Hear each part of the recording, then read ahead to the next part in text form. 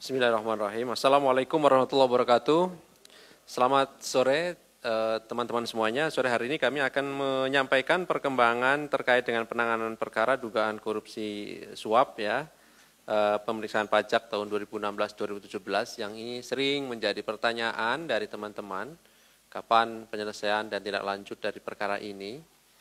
Sekalipun kami sudah jelaskan bahwa tentu ketika penyidikan cukup, kami pastikan seluruh tersangka KPK itu dilakukan upaya paksa penahanan. Tinggal kemudian pengaturan waktunya, karena tentu kami harus menyesuaikan dengan kerja-kerja Satgas yang menangani perkaranya.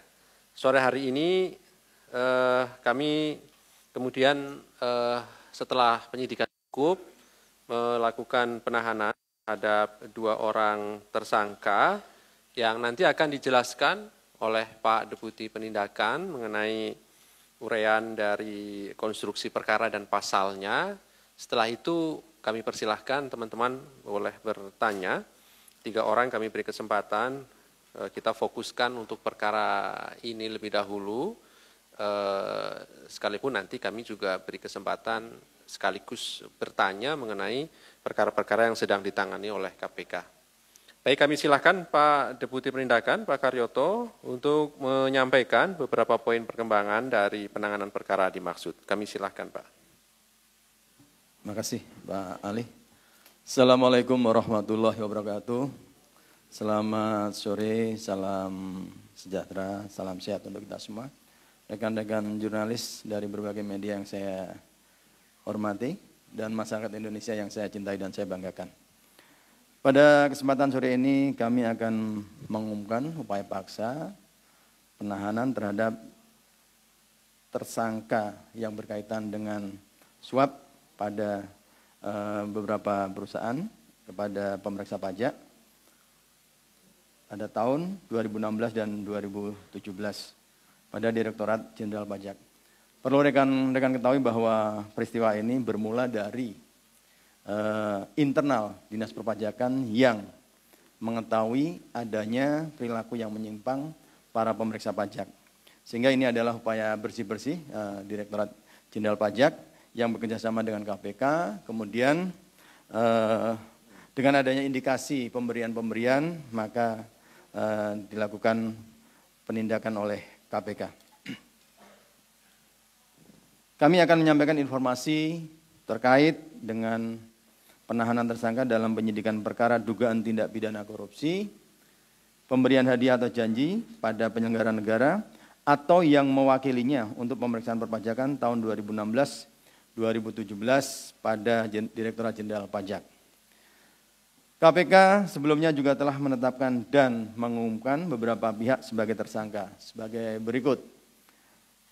APA, Direktur Pemeriksaan dan Penagihan pada Dirjen Pajak tahun 2016-2019. DR, Kepala Subdirektorat Kerjasama dan Dukungan Pemeriksaan pada Dirjen Pajak.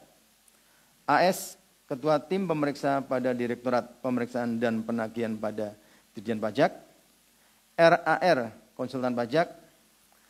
AIM, Konsultan Pajak. VL, Kuasa Wajib Pajak, dan AS Konsultan Pajak. Untuk keperluan proses penyidikan, VL dan AS dilakukan upaya paksa penahanan oleh tim penyidik selama 20 hari terhitung sejak 25 Agustus 2022 sampai dengan 13 September 2022 di Rutan Polda Metro Jaya. Konstruksi perkara, sekitar September 2017 PT Bank Panin Tbk mendapatkan pemberitahuan pemeriksaan pajak untuk tahun pajak 2016 dari Direktorat Pemeriksaan dan Penagihan Direktorat Pajak.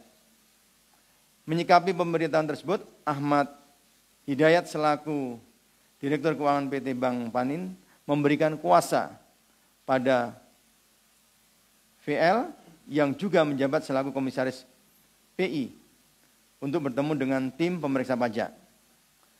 Adapun susunan dari tim pemeriksa pajak pada P2 Direktorat Pajak yaitu Wawan Ridwan selaku supervisor, Alfred Simanjuntak selaku ketua tim pemeriksa, dan Yulmanisar serta Febrian selaku anggota tim pemeriksa. Pada Juli 2018, VL menerima Wawan Ridwan, Alfred Simanjuntak, Yulmanisar, dan Febrian di gedung Dirjen Pajak dan meminta agar besaran nilai surat ketetapan pajak PT Bank Panin di tahun 2016 bisa dikondisikan menjadi kurang bayar hanya sebesar 300 miliar rupiah. VL juga menjanjikan adanya pemberian sejumlah uang pada tim pemeriksa yang diinformasikan melalui Yulmanisar sebesar 25 miliar rupiah. Yulmanisar kemudian melaporkan tawaran VL tersebut pada Wawan Ridwan dan Dadan Ramdhani untuk diteruskan lagi pada Angin Praitno selaku Direktur P2 Ditjen Pajak agar keinginan VL bisa segera ditindaklanjuti. Angin Praitno Aji selanjutnya diduga menyetujui dan memerintahkan Dadan Ramdhani, Wawan Ridwan, Alfred Simanjuntak, Yulmanisar, dan Febrian untuk mengkondisikan surat ketetapan pajak PT Panin Bank Panin Tbk sesuai permintaan VL. Atas terbitnya SKP tersebut dari 25 miliar yang dijanjikan di awal oleh VL baru disanggupi hanya sebesar 5 miliar dengan penyerahan uang tunai melalui Wawan Ridwan. Sedangkan AS sebagai kuasa dari PT JB ditugaskan oleh Fahru Zani selaku Direktur Keuangan PT JB, salah satunya mengurus proses pemeriksaan lapangan untuk tahun pajak 2016 dan 2017 yang akan dilaksanakan Direktorat P2 pada Dirjen Pajak. Selanjutnya, sekitar Maret 2019, AS datang ke gedung Dirjen Pajak dan menemui tim pemeriksa pajak. Yang susunan timnya masih terdiri dari Dadan Ramdhani, Wawan Ridwan, Alfred Simanjuntak, Yulmanisar, dan Febrian. AS meminta agar SKP PT JB diturunkan besaran nilainya dan nantinya akan memberikan uang sebesar 40 miliar rupiah. Wawan Ridwan dan Dadan Ramdhani kemudian melaporkan permintaan AS pada Angin Praitno Aji dan langsung disetujui Angin Praitno Aji. Sesuai perintah Angin Praitno Aji, tim pemeriksa kemudian kembali mengkondisikan hasil pemeriksaan pajak PT JB, di mana untuk tahun 2016 diterbitkan surat ketetapan pajak kurang bayar sebesar 70 miliar dan untuk tahun 2017 diterbitkan surat ketetapan pajak lebih bayar sebesar 59,9 miliar rupiah. Dari komitmen AS sebesar 50 miliar yang direalisasikan hanya 40 miliar.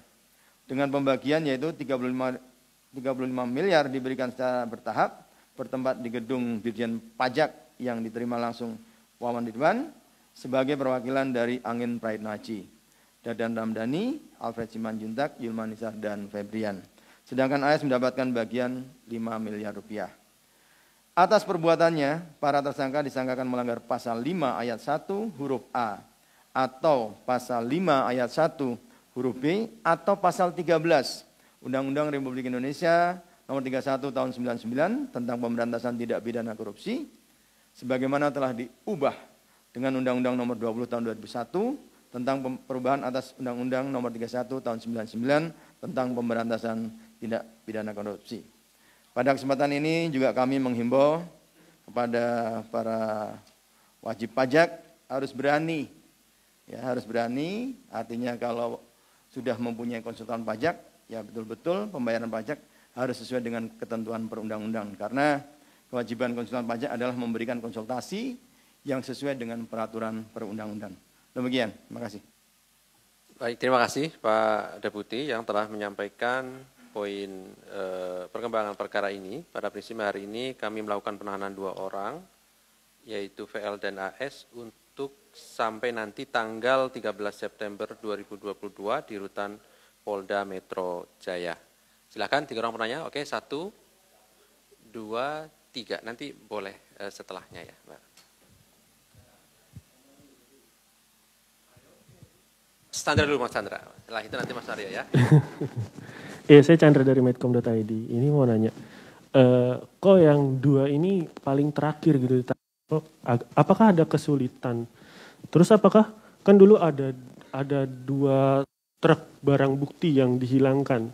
Nah, apakah itu termasuk kesulitan yang dialami sampai mereka berdua ini susah ditahan, lama ditahan maksudnya gitu. Terus mau nanya soal kasus pajak juga, waktu itu kan didakwaannya Wawan Ridwan, ada 8 perusahaan dan 1 orang yang ngasih uang terkait manipulasi pajak ini. Nah itu kok nggak diproses gitu yang 8 perusahaan sama 1 orang itu. Terus mau nanya kasus lain. Pertama, DPRD DKI yang bilang ada sistem jual beli jabatan di Pemprov DKI. Dia bilang untuk menjadi lurah itu harus bayar 250 juta. Nah ini gimana? Apakah KPK akan mendalami kabar itu? Terus mau nanya soal temuan 2,5 miliar dari penggeledahan terkait kasus suap Unila kemarin. Nah ini kan 2,5 miliar berarti kan bukan dari 1 orang doang gitu kan. Apakah pemberi suap lain dalam proses penerimaan mahasiswa baru itu bakal diproses juga? Terus mau nanya soal perkembangan pencarian buronan atas nama Paulus Thanos. Itu kan udah dinyatakan sama KPK kemarin sebagai buronan. Nah, apakah KPK sudah berkoordinasi dengan pihak-pihak terkait untuk mencari, mengekstradisi Thanos dari Singapura? Terus terakhir mau nanya soal kasus Bansos. Hasil audit untuk dugaan pasal 2 dan pasal 3 dalam pengadaan Bansos itu gimana? Apakah KPK sudah berkoordinasi dengan BPK atau BPKP terkait audit itu biar cepat naik ke tahap penyidikan gitu. Itu aja.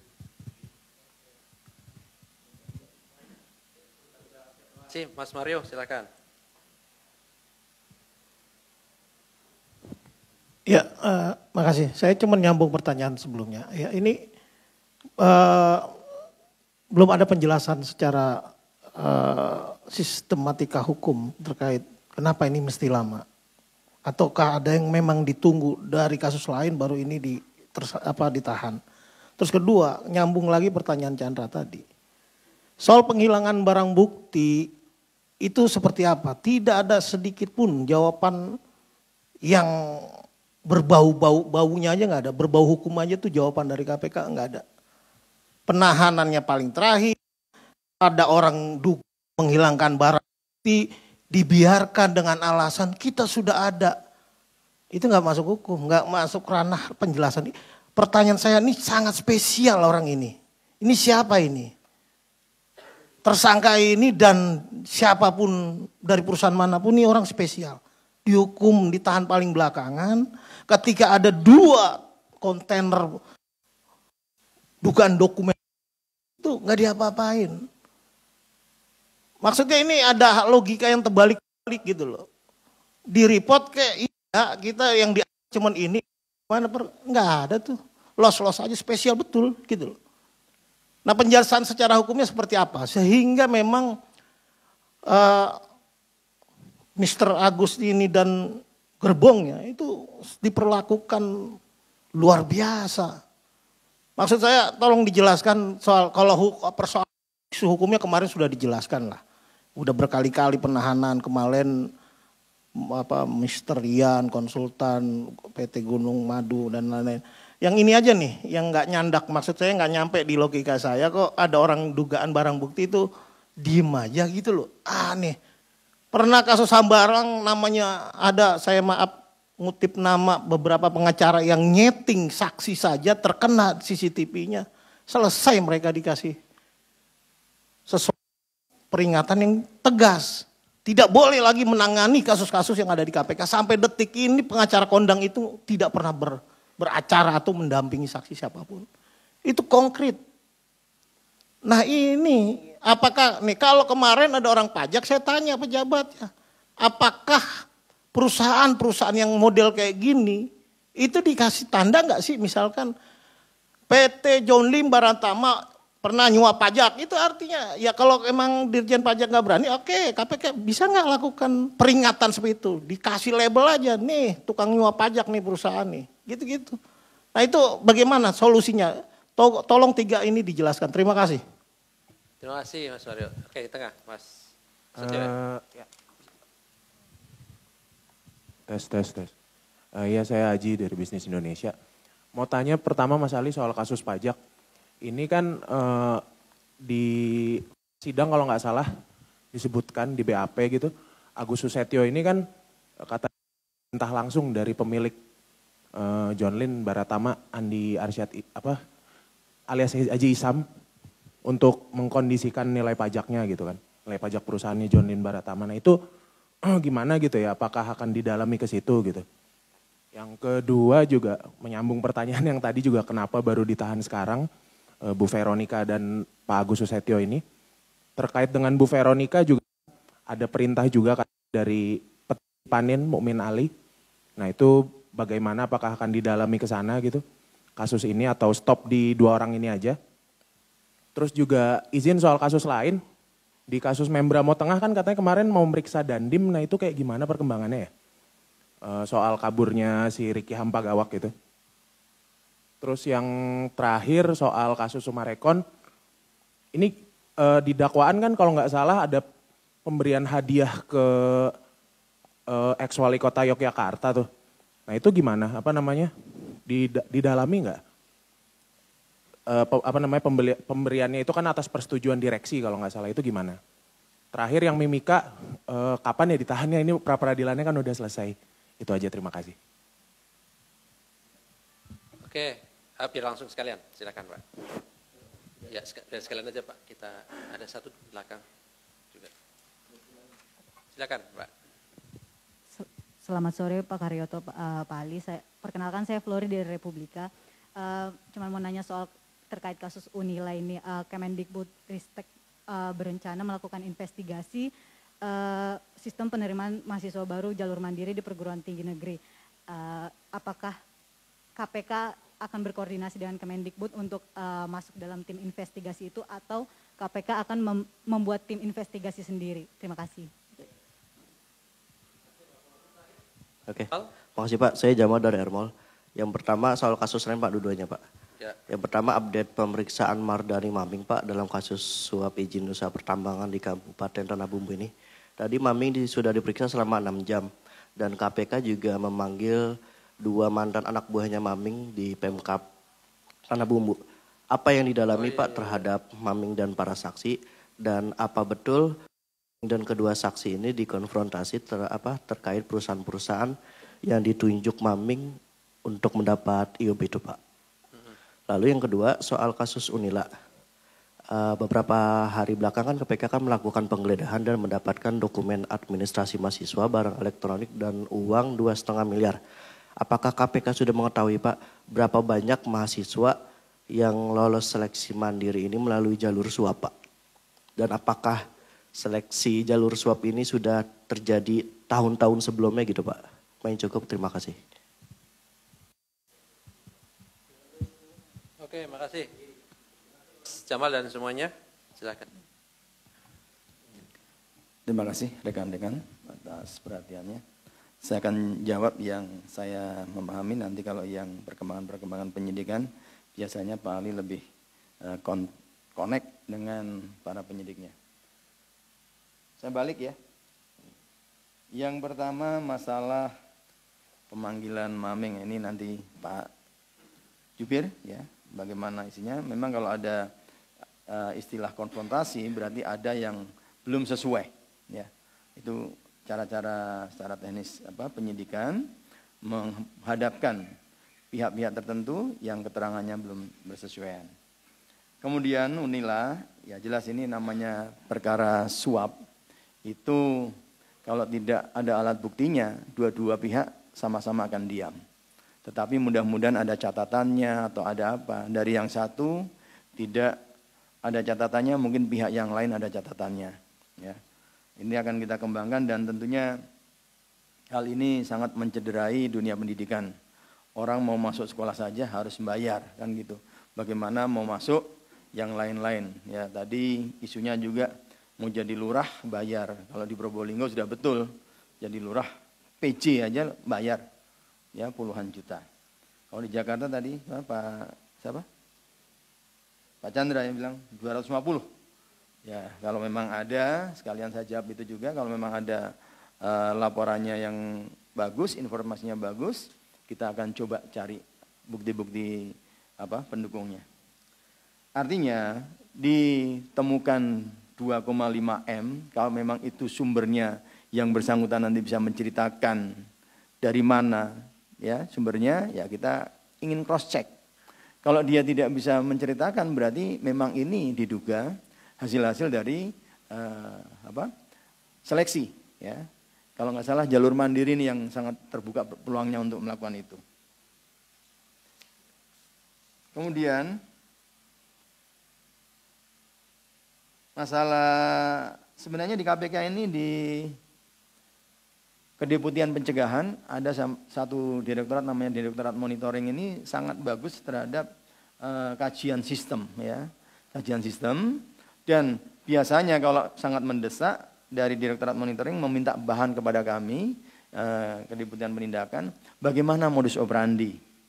Bagaimana modus operandi dengan Direktorat Monitoring ini turun langsung bisa memberikan saran-saran terhadap bagaimana upaya untuk melakukan menutup celah-celah terjadinya peluang ya. Yang punya kewenangan menjual kewenangannya, yang butuh kesempatan untuk masuk memanfaatkan kewenangan itu sehingga terjadilah kesepakatan dua pihak, yang satu memberikan sesuatu, yang satu memberikan privilege sesuatu. Nah, mudah-mudahan saja Dikbud juga betul-betul merasakan ini sebagai sebuah pukulan yang sangat mencederai sehingga dari internal mereka sendiri akan berupaya bagaimana membuat sistem rekrutmen yang bisa bersih. Kemudian Mas Aji tentang fakta-fakta persidangan. Saya katakan kembali fakta-fakta persidangan. Kalau dari kejaksaan penuntutnya nanti akan membuat laporan ke kami, tentunya akan didiskusikan. Ya, perkembangannya seperti apa? Apakah di dalam fakta persidangan ada bukti-bukti permulaan, perintahnya kayak apa, bentuknya kayak apa, akan didalami khusus dalam satu diskusi. Kami itu namanya expose di tingkat kedeputian. Dan di situ akan hadir penyelidik, penyidik, dan penuntut umum. Dan para struktural seperti Direktorat Penyidikan, dan saya sendiri. Ini tetap berlaku pada dua hal yang tadi dikatakan terhadap dari JP maupun PAN.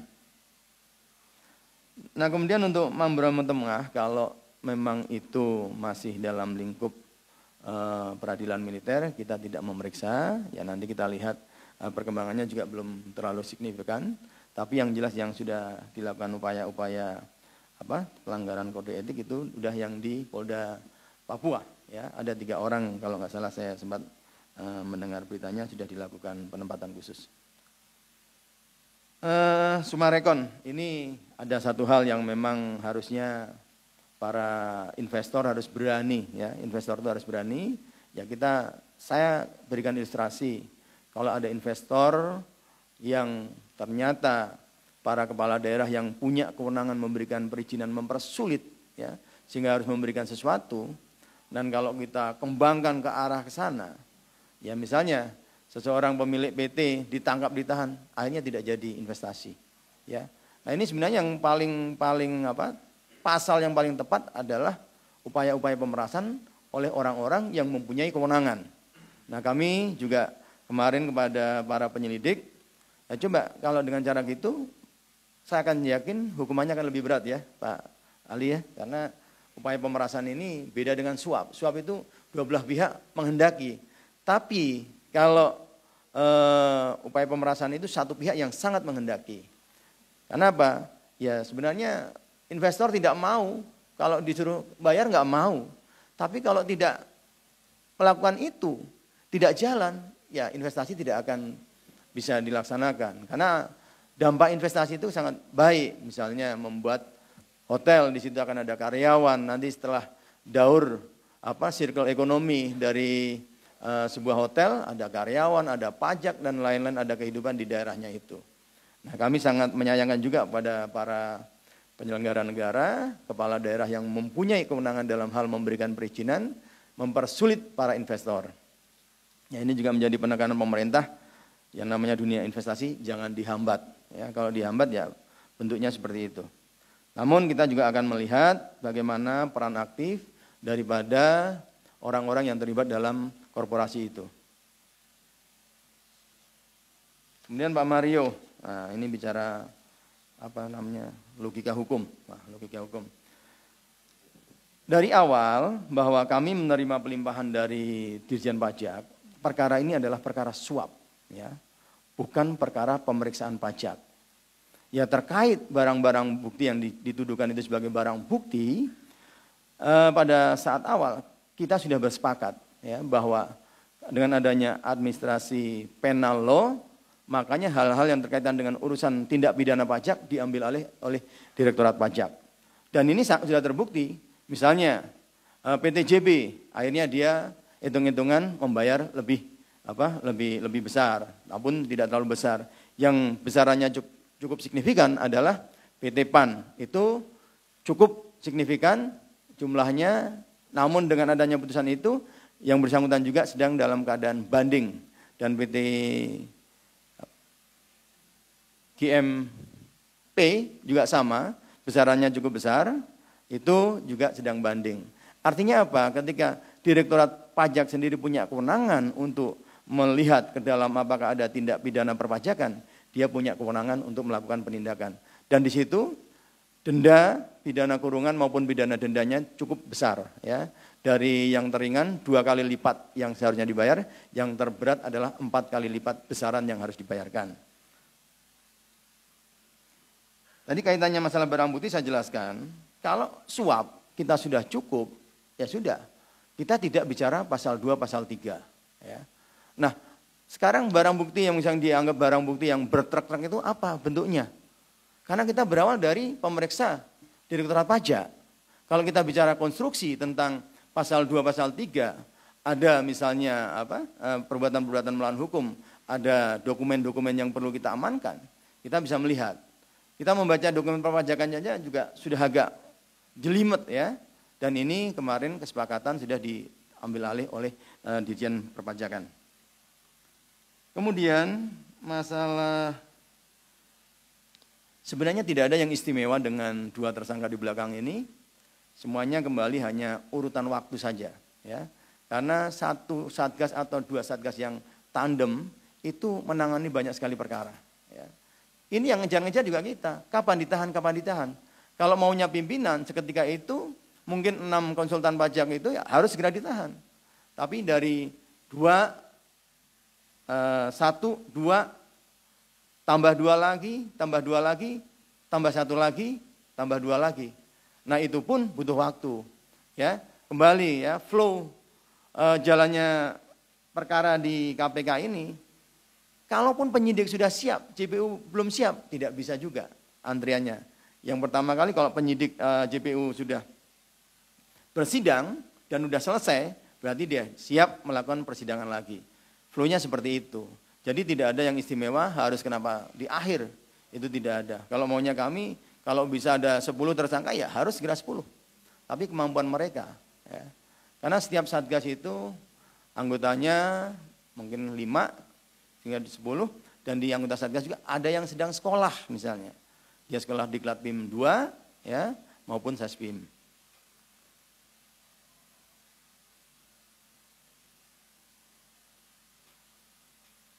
Sekarang yang Pak Chandra ya. Udah di ini. Jual beli jabatan tadi sudah saya jawab juga. Unila 2,5 M juga sudah saya jawab. Paulus Thanos ini yang berkaitan dengan Singapura. Ya tentunya kami secara agensi to agensi kita sudah mulai melakukan komunikasi. Ya, baik di negara lain yang keberadaan beberapa DPO kita juga sudah mulai berkomunikasi. Bahkan ada di suatu negara yang kita tidak boleh melakukan terlalu aktif di daerah itu tanpa persetujuan dari mereka. Ada yang mengatakan tunggu dulu kami sedang action di lapangan, kalau ada kami panggil ya. Kami tidak bisa proaktif secara itu, kecuali kalau memang di dalam negeri, dimanapun akan kami kejar. Nah bansos ini kita koordinasi dengan BPKP sudah. Ini yang coba merancang dari awal adalah BPKP, bukan BPK. dari penyelidik sudah banyak berkoordinasi, ya tentunya memang butuh waktu. Ya. Bahkan teman-teman mengatakan seperti LPDP yang sudah digarap hampir 1 tahun, sampai sekarang pun KN-nya belum keluar. Nah, kami juga sebenarnya maunya cepat, ya. Kami sebenarnya maunya cepat. Ya. Namun demikian, partner kita dalam hal penegakan tindak pidana korupsi yang sebagai ahli penghitung kerugian keuangan negara juga butuh waktu juga dalam hal menghitung. Karena tidak semudah, saya contohkan kasus LPDP itu aliran dananya sangat sederhana misalnya kita. Dari kementerian ke koperasi, koperasi yang seolah-olah fiktif dibikinkan beberapa koperasi-koperasi dan ternyata dibelikan terhadap satu proyek pertokoan. Nah ini kalau kita awam sebagai penyidik, sebenarnya 1 minggu selesai. Tapi kenyataannya 1 tahun juga belum selesai gitu loh. Ya, ini yang dikatakan kendala klasik. Namun demikian kami juga tidak bosan-bosan untuk selalu berkoordinasi dengan partner kita, baik BPK maupun BPKP. Saya rasa secara hampir semua sudah saya terjawab. Mungkin kalau yang sedikit Pak Ali mau tambahkan, silakan tentang perkembangan penyidikan. Terima kasih.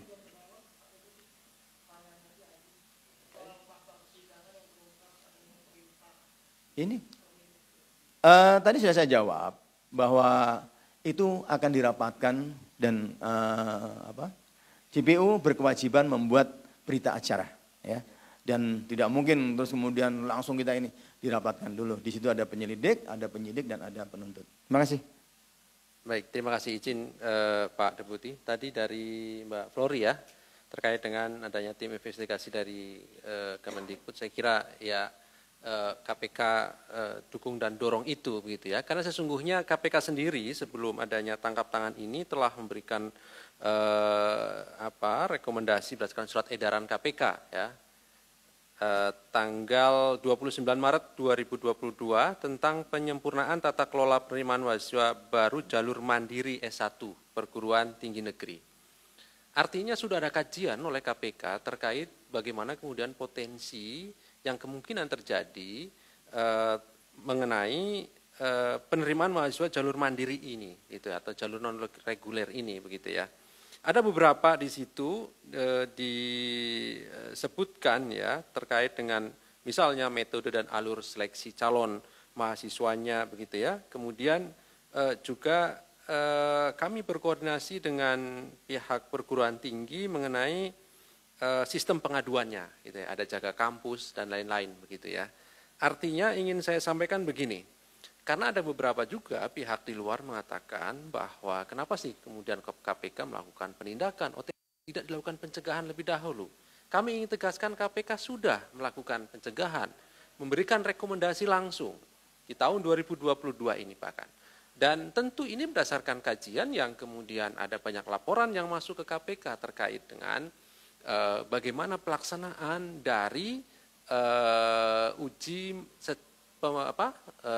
mahasiswa baru melalui jalur mandiri ini, begitu ya. Ini ada azan, Pak. Mungkin berhenti sejenak sebentar.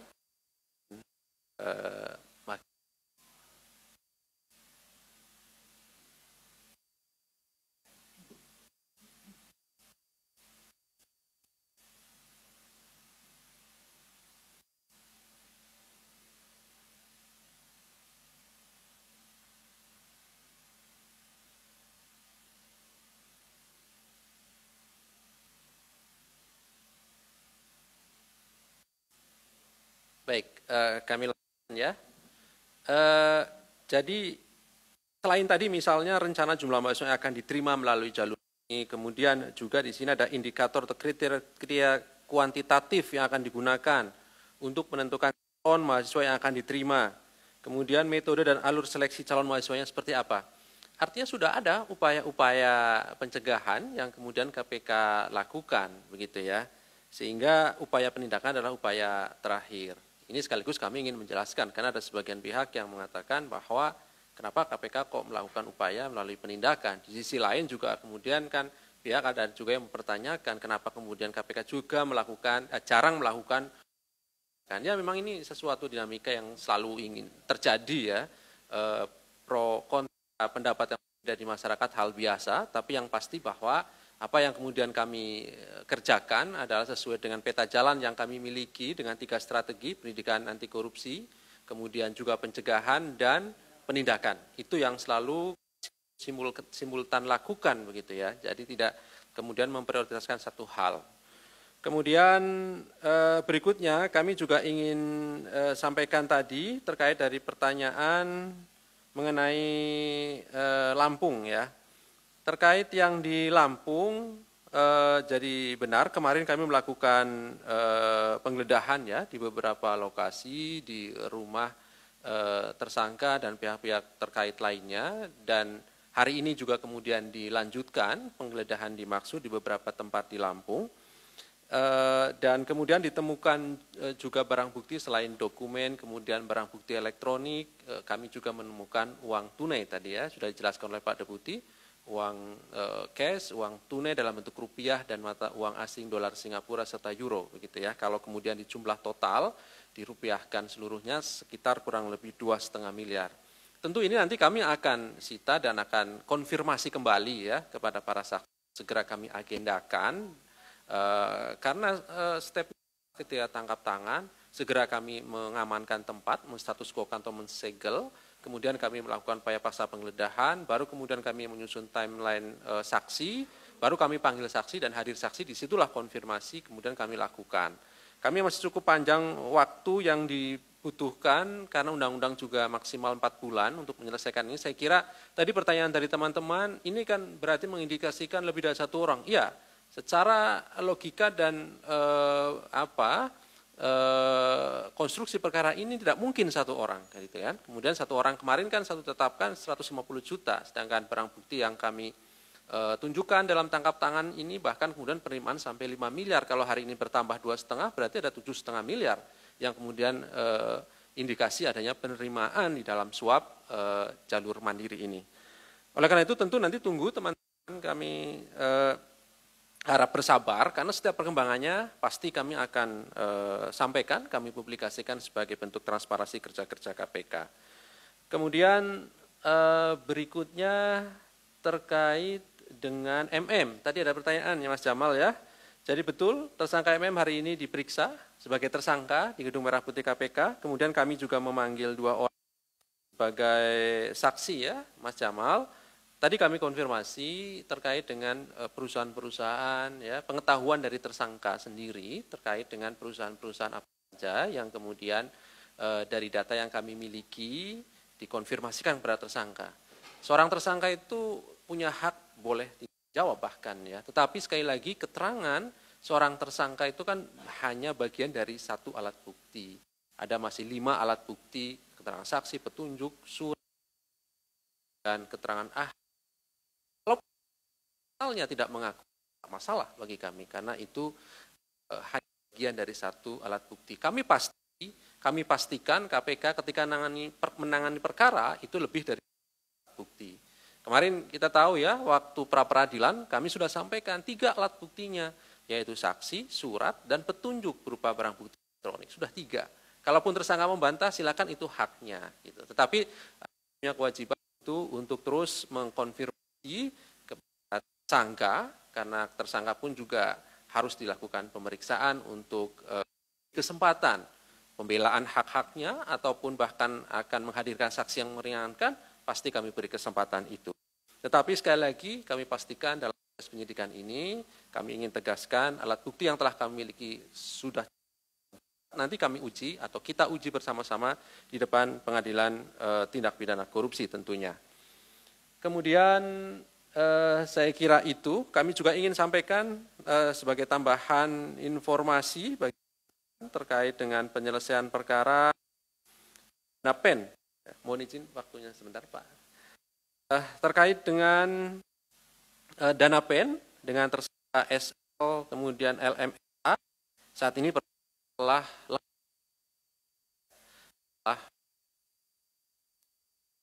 sehingga tersangka kepada dari penyidik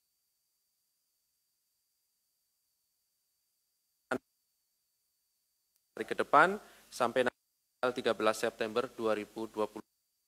SL ditahan di rutan KPK pada Kafling, sedangkan LMS ditahan pada Pomdam Jaya Guntur.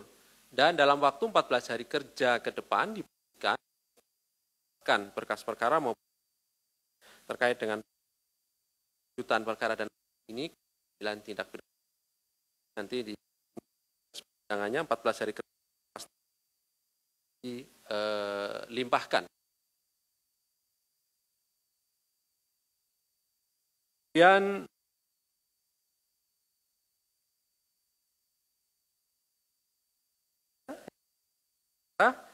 hari ini berkas perkara dengan terdakwa Danda selaku tindak pidana korupsi pada Pengadilan Jakarta. Tentu status penahanan terdakwa ini saat ini telah beralih ke penahanan hakim tindak KPK, penetapan hari sidang dan penetapan penunjukan ya, nanti kita update nanti pada sidang perdana tentu kami sampaikan perkara maksud. Saya kira cukup terkait Mimika. Oke, terkait Mimika. Ya, baik. Terkait dengan Mimika, tentu kami mengapresiasi putusan dari Hakim Tunggal pada Pengadilan Tindak Pidana pada Pengadilan Negeri, pada Pengadilan Jakarta Selatan, di mana tersangka Bupati ini mengajukan pra peradilan dan sudah diputus ditolak oleh hakim. Karena dari awal pun kami yakini bahwa seluruh proses penyidikan yang dilakukan oleh KPK ini telah sesuai dengan mekanisme dan aturan yang berlaku. Sekali lagi, prinsip kami dalam menangani perkara adalah menegakkan hukum yang dilakukan oleh KPK tidak akan pernah melanggar hukum itu sendiri. Ini penting sehingga silahkan hak tersangka untuk mengujinya kami hargai sebagai bagian kontrol atas kerja-kerja KPK, kerja-kerja proses penyidikan KPK. Karena memang pra peradilan itu adalah ajang uji untuk formalitas begitu ya, atau kelengkapan form proses-proses, bukan materinya. Sehingga kemarin seperti di perkara MM ada beberapa pihak yang mencoba masuk ke penyidikan dan itu ditolak oleh hakim. Karena memang sesungguhnya pra peradilan itu bukan itu tempat uji untuk materi dari perkara penyidikan. Tentu ujinya nanti di Pengadilan Tipikor gitu ya, Pengadilan Tindak Pidana Korupsi, bukan di Pengadilan Negeri Jakarta Selatan.